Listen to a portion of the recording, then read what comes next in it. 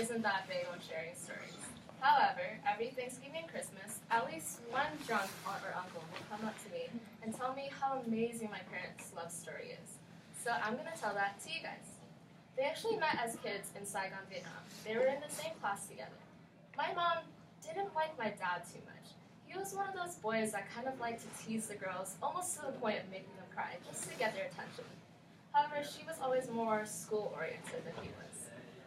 The Vietnam War came and went and split them up.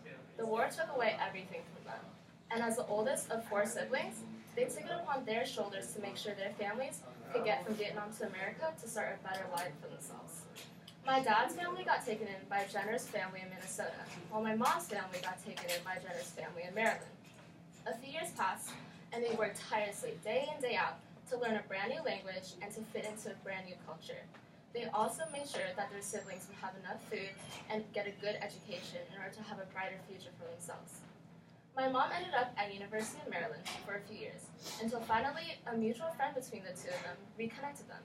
They exchanged letter after letter, finding comfort in each other, and that they both understood the struggles that they had gone through. Finally, my dad decided to take an internship up in Maryland for the summer, just to be closer to my mom. That's when they began dating. Flash forward a few years later, they took a leap of faith together and decided to move to the Bay Area, where they got married. They continued to work, however, just to make sure that they could send money back for their families on the East Coast. A few years later, they hit a roadblock, which came in the form of my sister. But that just drove them to work even harder. They wanted to make sure my sister had the childhood they never got. A few years later, when they were more financially stable, they had me. And now my dad's a cancer researcher and my mom's a nurse at Kaiser Hospital.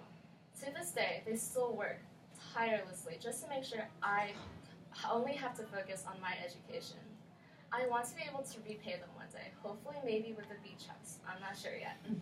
I hope that their love story inspired your future love stories too.